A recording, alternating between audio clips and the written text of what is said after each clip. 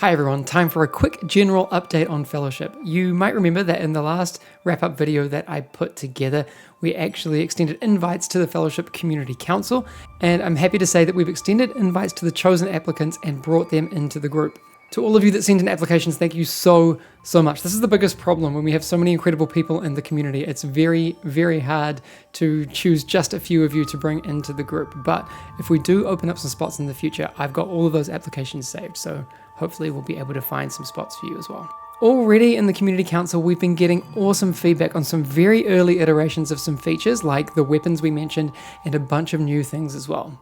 The thing is, the team are working on so many things that there's just way too much to cover. So even though we've touched on some of these things inside the Community Council, like weapons and such, we still haven't even brought up some things that we haven't even talked to anyone about, like the group finder changes that players will experience, and actually this really cool new progression feature that I'm hoping I can talk about with you all very soon. I think it's really cool. I haven't seen another game do it like this, and it should be a really good fit for Fellowship. So more on that very soon.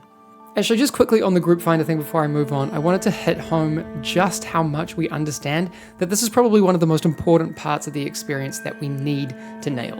We know that for Fellowship to succeed, we need to make sure that you all have meaningful progression options on the menu and can jump into a game without needing to wait for a long queue to pop. That's just not going to work. Based on your feedback, we're working on some really cool incentives to encourage players to play with groups a bit further down the progression curve, as well as some other ideas to minimize queue times.